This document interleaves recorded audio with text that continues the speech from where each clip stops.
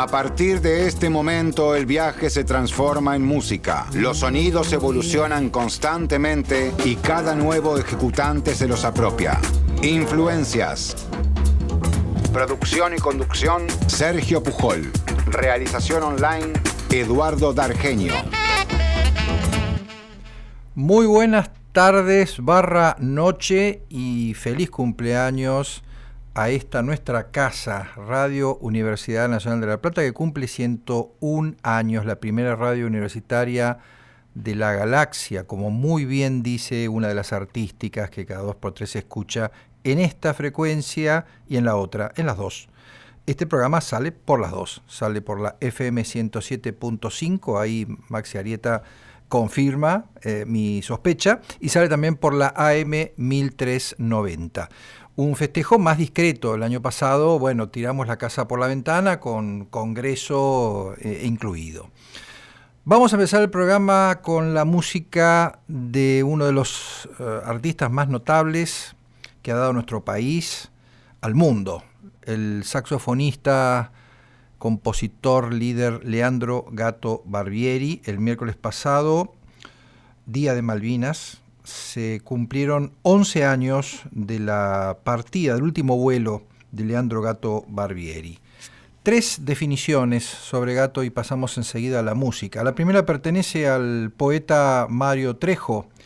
Allá por enero de 1970 escribió: porque Gato, como el Cheshire de Alicia en el País de las Maravillas, puede desaparecer de pronto, dejando tan solo una sonrisa que lo sobrevive, con toda confianza, con toda ternura. La segunda, Robert Palmer, crítico de The New York Times, julio de 1972. Gato toca el saxo con el lirismo de los poetas de América Latina, y él es un músico revolucionario, uno de los pocos de afuera de los Estados Unidos que ha traído nuevas fuentes y nuevas dimensiones al jazz. Y la última, el propio Leandro Gato Barbieri al crítico Nat Hentoff en 1976. He tenido que andar mucho para descubrir algo que siempre había estado conmigo, pero que yo solo creía poder encontrar en otra parte.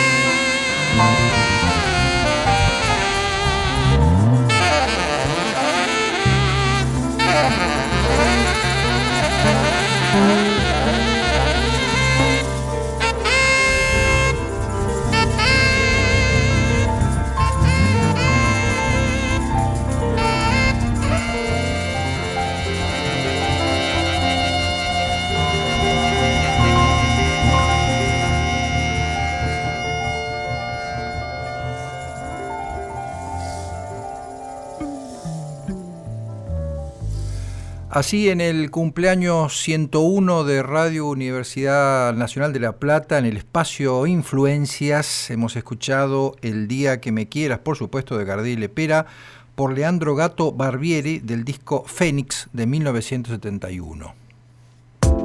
Desde los años 20 hasta la actualidad. Influencias. Se puede entender el devenir de un país a través de sus canciones. Esta pregunta, que se la formula el musicólogo, compositor y crítico Martín Liut en su nuevo libro El país de las canciones, de Charlie y Evita a María Becerra y Trueno. Esta pregunta, posiblemente tenga una respuesta positiva, seguramente tiene una respuesta positiva. El problema o la dificultad que uno puede encontrarse frente a este planteo, a esta forma de problematizar, en el mejor sentido de la palabra, la historia de la canción argentina o las canciones argentinas a través del tiempo, tiene que ver con el método, tiene que ver con las herramientas con las que abordamos las canciones y cómo las pensamos, cómo las ubicamos en una serie histórica en determinados contextos que van cambiando lógicamente, y cómo las pensamos. Y eso lo hace con gran altura, porque es un intelectual con una sólida preparación y con una larga experiencia. Además viene trabajando desde 1983 hasta la actualidad. Quiero decir, la producción cancionística desde la recuperación democrática hasta la actualidad. Martín Liut logra entonces entrar en varias de esas canciones, pero no en todas, porque de alguna manera El día que me quieras habla de la Argentina de un modo indirecto, porque Gardel, más allá de su circunstancial lugar de nacimiento, fue porteño, fue rioplatense, porque esta canción, más allá de que la escribió posiblemente en los Estados Unidos hacia el final de su vida, estaba referida a la tradición del tango, y tiene mucho que ver con los sentimientos y con las percepciones de los argentinos de aquel entonces, y de luego es un clásico, hay al mismo tiempo otras canciones que explícitamente hablan de la República Argentina, que la mencionan a veces en el título mismo, que la hablan con afecto, que las hablan o las refieren con desapego, con optimismo, con una dosis de nacionalismo o con una visión crítica del nacionalismo. Y eso es lo que justamente va desmenuzando Martín Liut, poniendo un punto de partida en los años, a mediados de los años 70, cuando Lloyd Webber y Rice, es decir, cuando desde afuera de la Argentina se empezó a narrar la epopeya peronista, se empezó a narrar la vida de Evita. Esto generó, por supuesto, muy justificadas controversias en la Argentina y quizás también en otros países de la región, pero a partir de justamente de Evita, o a partir de la ópera Evita, No llores por mi Argentina en particular, fueron apareciendo otras referencias a nuestro país y otras referencias que tenían que ver con ese primer gran desafío y esa gran provocación de Lloyd Webber y de Rice.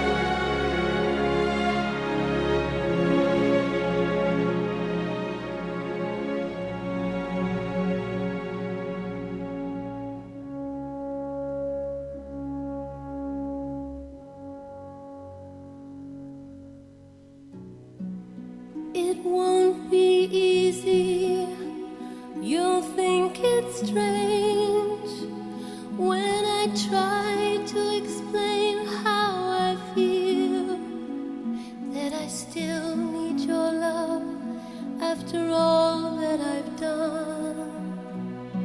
You won't believe me, all you will see is a girl you once knew, although she's dressed up to the nines, at 6s and 7s with you.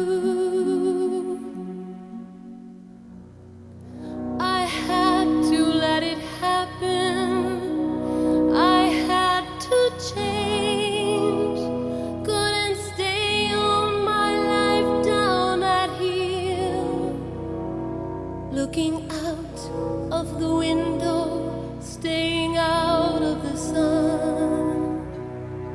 So I chose freedom, running around, trying everything new, but nothing impressed me at all. I never expected it to. Don't cry for me, Argentina. The truth is I never left you. All through my wild days, my mad existence, I kept my promise. Don't keep your distance.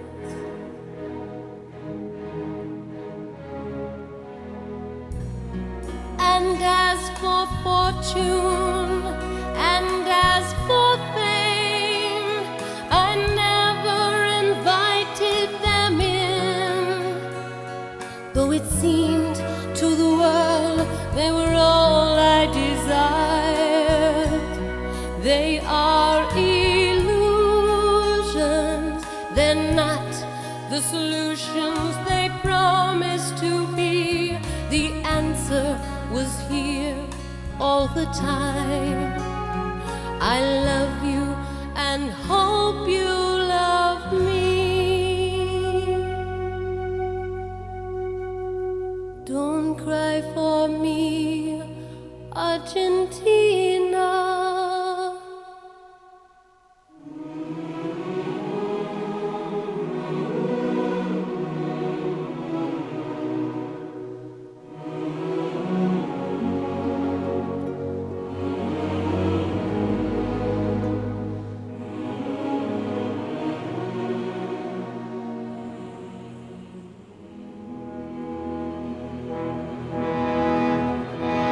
Don't cry for me, Argentina.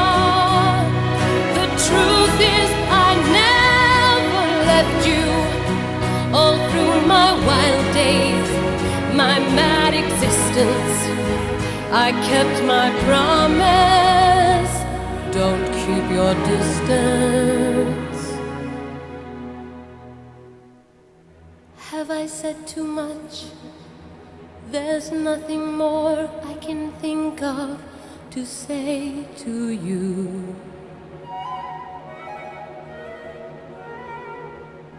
But all you have to do is look at me to know that every word is true.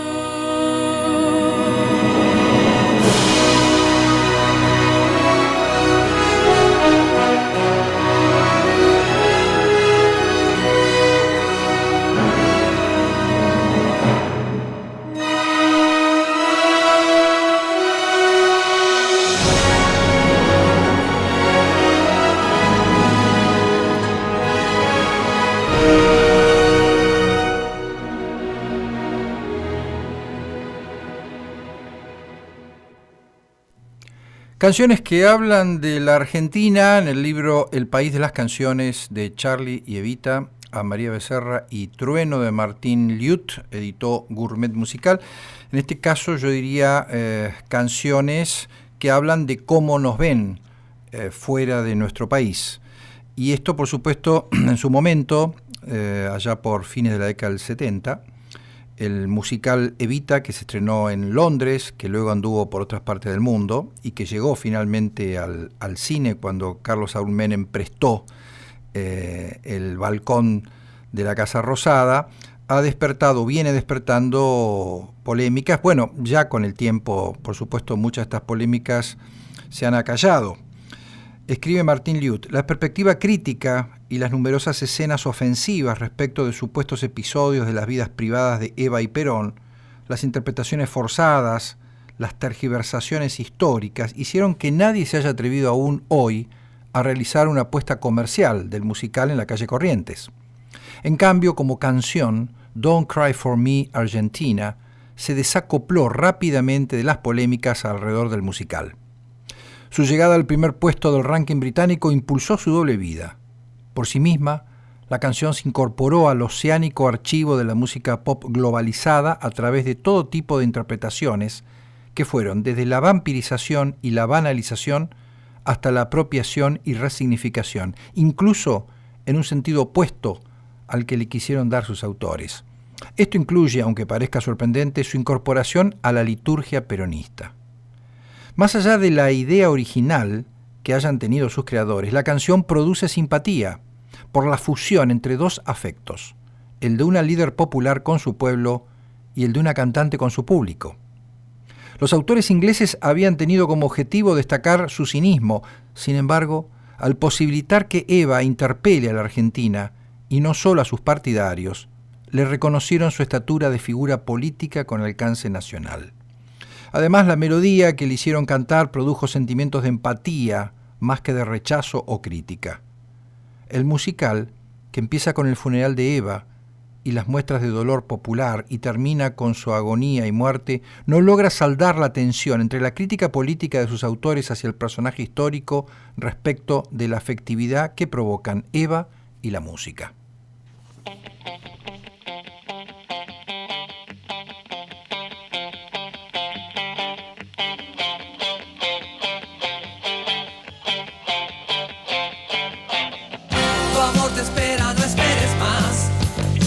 Perdiste tanto tiempo, indecisa locura como Humphrey Bogart.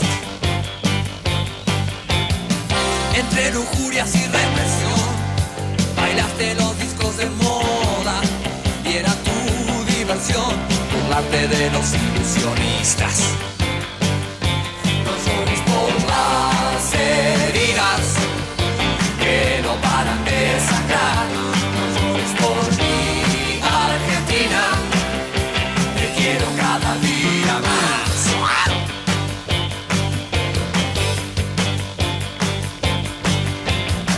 Estás enferma de frustración y en tu locura no hay acuerdo. Una hiena a reír, pero al almuerzo con los cerdos.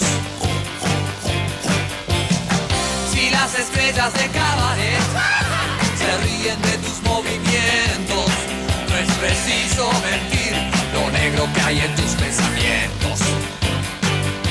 No llores por las heridas que no paran de sacar.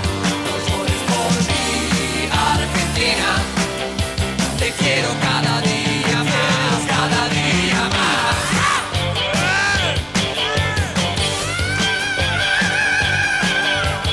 Alguien se quiere ir, alguien quiere volver, alguien que está atrapado en el medio de un recuerdo.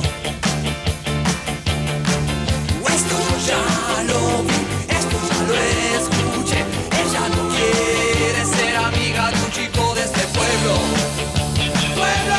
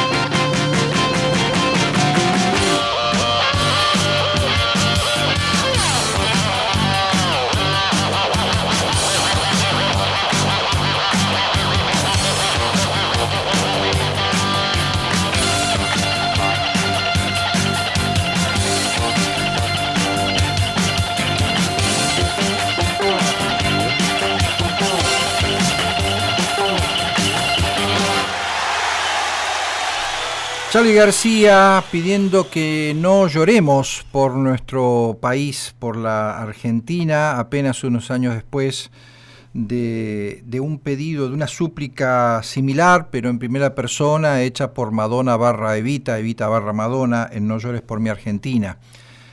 Las canciones de nuestro país, y en el caso con el que abrimos este bloque, compuestas fuera de la Argentina, que refieren a nuestro país. Las canciones que hablan de la Argentina: Charly García, Nacha Guevara, Mercedes Sosa, Mariana Walsh, Jairo, León Gieco, Fito Páez, Luis Alberto Spinetta, Ladia Blasquez, Mala Fama, Damas Gratis, Divididos, Bersuit, Elena Roger, Woz, Louta, Trueno y María Becerra son algunos de los que se han ocupado de la nación como tema problema. Es lo que nos plantea a manera de desafío intelectual Martín Liut en su nuevo libro El País de las Canciones, de Charly y Evita a María Becerra y Trueno. Y seguimos con Charly. En 1981, dice Martín Liut, unos pocos meses más tarde del estreno madrileño del musical Evita, en el país natal de la banderada de los humildes, se escuchó cantar en vivo No llores por mí Argentina, pero no en las diferentes voces que estaban encarnando a Eva, sino en la de Charly García. Se trataba de una canción diferente que solo compartía el mismo título con la de Lloyd Berry Rice. La antena de García había captado en aquella canción su capacidad de entablar un diálogo desde la música con todo un país. Para interpelar a la Argentina, Charly no recurrió ni al tango ni al folclore, sino al rock and roll. El tema, que en 1982 daría nombre al que fue el último disco de Serú Girán, puede pensarse como una declaración de principios. García reivindicaba la posibilidad de que su música fuese considerada argentina, en tanto expresión situada de un género globalizado como el rock, que pugnaba por obtener sus cartas de plena ciudadanía ante sus hermanos mayores del folclore y el tango. Si el folclore y el tango no necesitaban agregar un adjetivo que avisara de esa cualidad, para el rock sí fuese necesario. El rock nacional informa en simultáneo esta particularidad situada del género y su pretensión de hacerlo como sinónimo de todo el país. En ese punto, el rock nacional se asemeja al nacionalismo musical en el campo de la música clásica. Son variantes locales de géneros globales, se trata de prácticas situadas, y se diferencia de la cumbia, que también se arraigó en nuestro país en forma simultánea, pero por razones que veremos más adelante, no aspiró a contar con carta de ciudadanía nacional, sino que se definió a través de espacios territoriales de menor escala, como la cumbia santafesina o la villera, o por su función como la cumbia romántica. En la primera edición discográfica de No llores por mí Argentina, tomada del show en vivo en el Estadio Obras el 6 de marzo de 1982, se confirma que a diferencia del Don't Cry de Lloyd Webber, no hay ni balada ni slow tango. Aquí el tempo es rápido, como lo define de entrada David Lebón, con un riff de 2 notas desde su guitarra. Está anticipando la escala pentatónica que será la que predomine en la melodía de la canción. En versiones en vivo es a veces Oscar Moro el que comenzaba marcando el ritmo de base, ágil, sin despliegue, concentrado en la alternancia de bombo y redoblante de un rock and roll clásico. De hecho, todo el tema tiene una estructura más simple que la música que venía tocando Serú Girán hasta ese momento.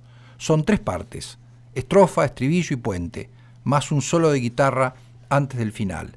Se trata de una línea estilística más propia de la siguiente etapa solista de Charlie, como fue señalado por Rocky Di Pietro y Diego Madoeri. Cuando llega el estribillo, Charlie, en vez de suplicar como Evita, primero conmina: no llores por las heridas, que no paran de sangrar.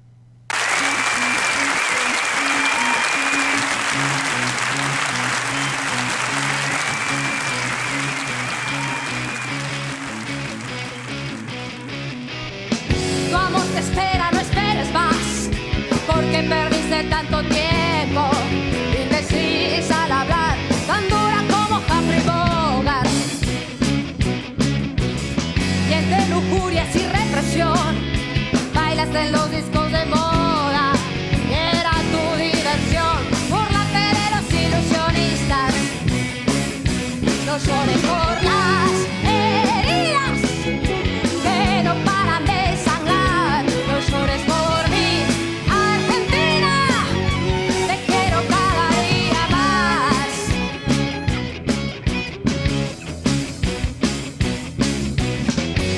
Que enferma de frustración, y en tu locura no hay acuerdo, una llena a reír, pero al almuerzo con los cerdos. Si las estrellas de cabaret se ríen de tus movimientos, no es preciso mentir lo negro que hay en tus pensamientos. No llores por las heridas que no paran de sangrar, no llores por mí, Argentina, te quiero cada día más.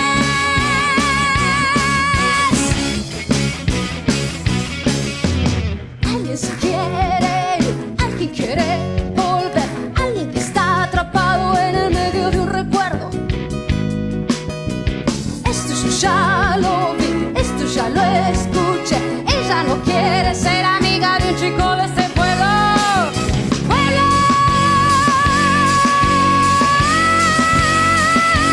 No llores por las heridas que no paran de sangrar, no llores por mí, Argentina, te quiero cada día más.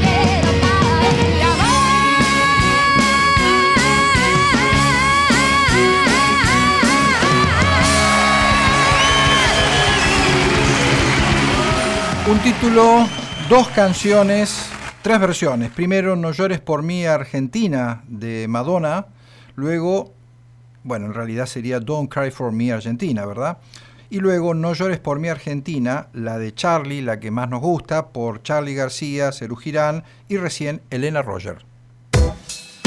Siempre hay una buena razón para tomar un trago y prender la radio.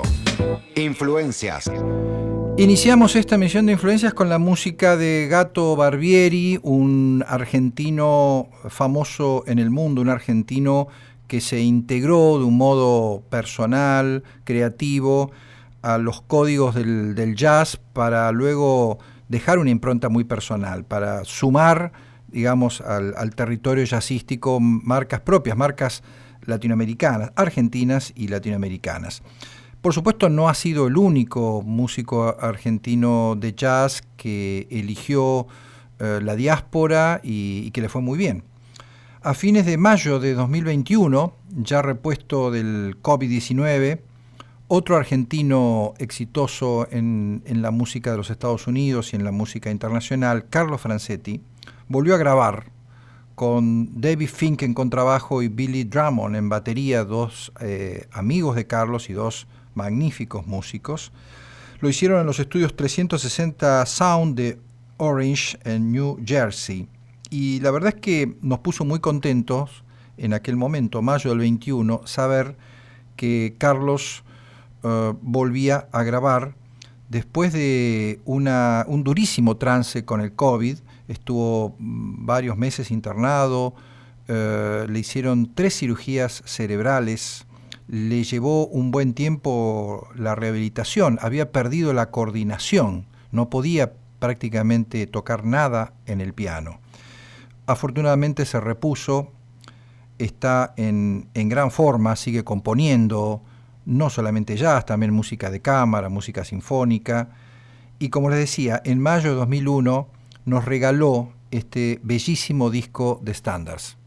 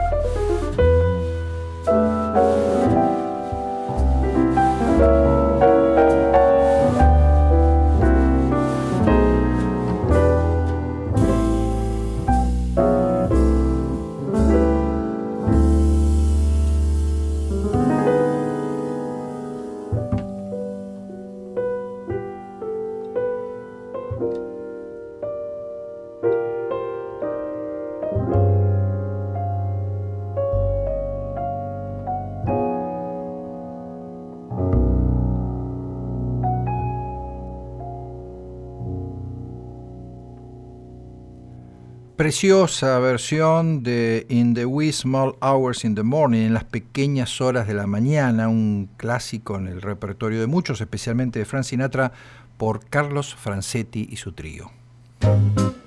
Una manera elegante de terminar el día. Influencias.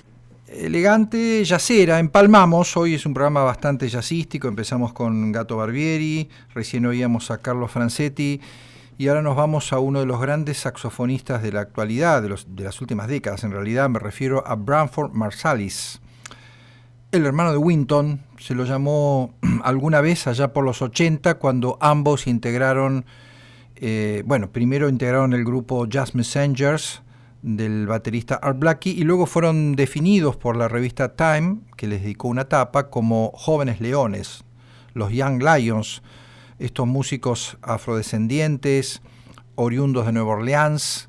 Allí habían aprendido jazz en primer lugar con su padre, pianista, y se habían convertido en los 80 en una suerte de avanzada o de guardia pretoriana de las tradiciones jazzísticas.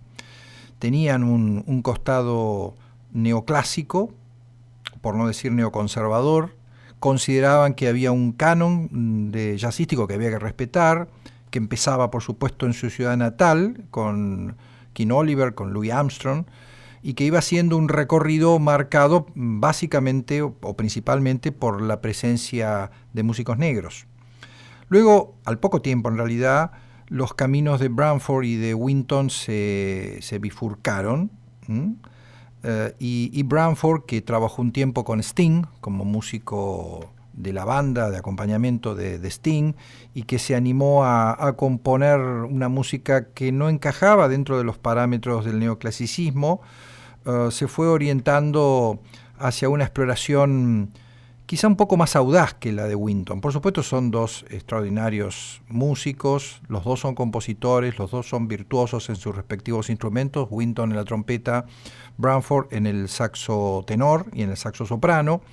Quizá un poco más conocido, publicitado Wynton, quizá por razones musicales y también extramusicales, pero Branford es, insisto, uno de los grandes saxofonistas de nuestro tiempo, y desde hace algo más de 15 años lidera un cuarteto con el pianista Joe Caldarazzo, con el contrabajista Eric Revis y con el trompetista Justin Faulkner. Con ellos, Marsalis estuvo en más de una oportunidad en la ciudad de Buenos Aires, tuvimos la suerte de escucharlo varias veces, y la última visita, que tengo entendido la hizo solo, fue en el 2022 en Mendoza, en el Mendoza Sax Festival, un curioso y muy notable evento de saxofonistas argentinos de la región y, como en este caso, también de los Estados Unidos. Pues bien, Branford Marsalis y su cuarteto acaban de publicar un disco curioso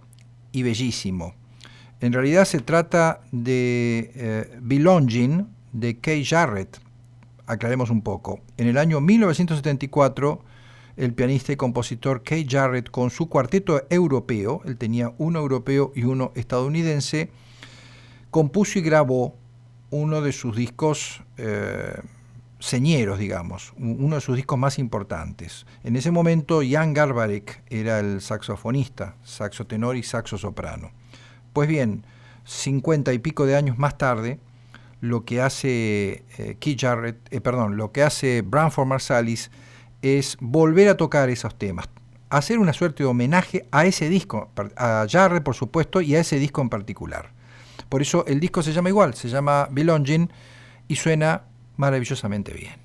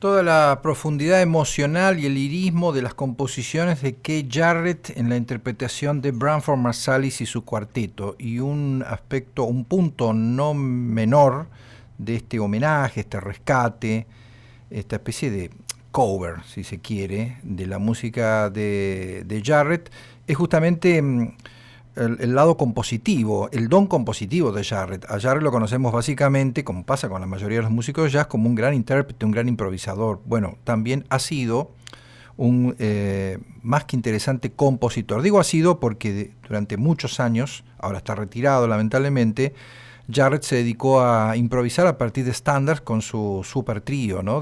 Con Gary Peacock en contrabajo y Jack DeJohnette en batería. Esto se llama Belonging, que quiere decir pertenencia. Es el título, como dijimos anteriormente, de un disco canónico de Jarrett de 1974 y que recientemente, hace apenas unas semanas, ha salido por el sello Blue Note. Branford Marsalis y su cuarteto están recreando. Las improvisaciones, obviamente, o los solos, mejor dicho, no son exactamente los mismos. Hay un trabajo de reescritura y de improvisación, en verdad, pero bueno, son las composiciones, es la misma estructura de los temas, son las mismas líneas melódicas. Es Jarrett visto o escuchado a través de Branford Marsalis.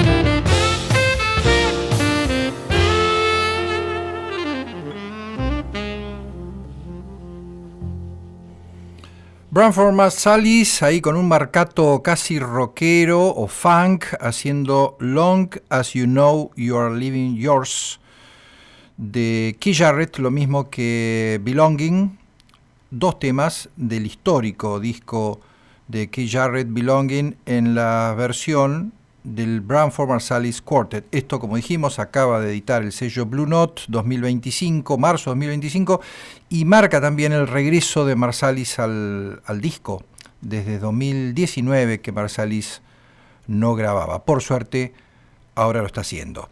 Final de esta emisión de Influencias, un 1882, que afortunadamente coincide con el día aniversario de la radio, 101 años de Radio Universidad Nacional de La Plata. Como siempre, le agradecemos a Maxi Arieta su excelente trabajo como técnico operador y le mandamos un gran saludo al colega y amigo Jorge Freitag, que nos está escuchando, hombre de radio, hombre de jazz. Jorge conduce un exquisito programa por la FM La Tribu 88.7 que se llama Discos y Libros. Qué pena que no se me ocurrió antes. Un gran abrazo, hasta la semana que viene.